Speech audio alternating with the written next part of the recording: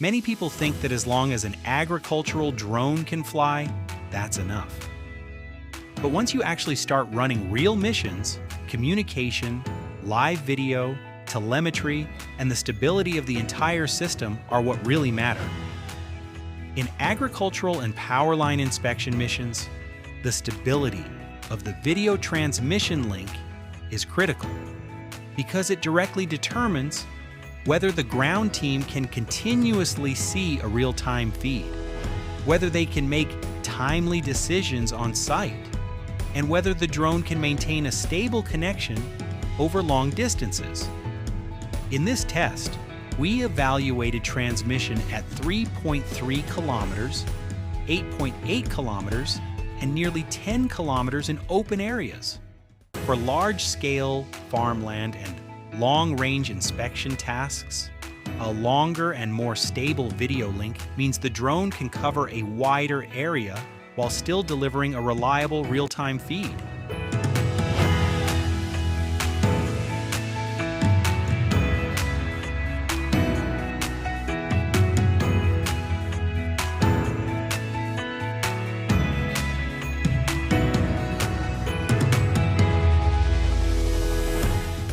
Now, we already know that the video link is responsible for sending real-time footage back to the ground station.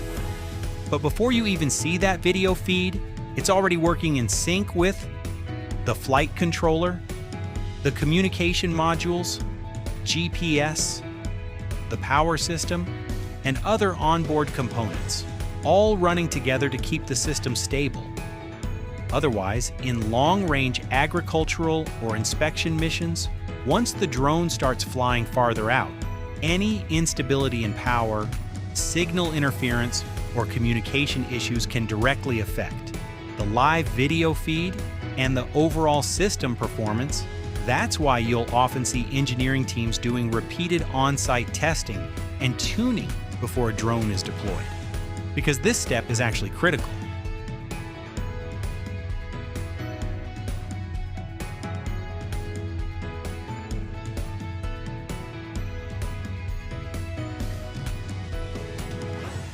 Once all checks are confirmed, the video link is working, the live feed is coming through, the flight controller is stable, the Ethernet connection between the drone, ground receiver, and computer is functioning, and the ground station has signal. Only then do all modules begin to work together in a stable and coordinated way.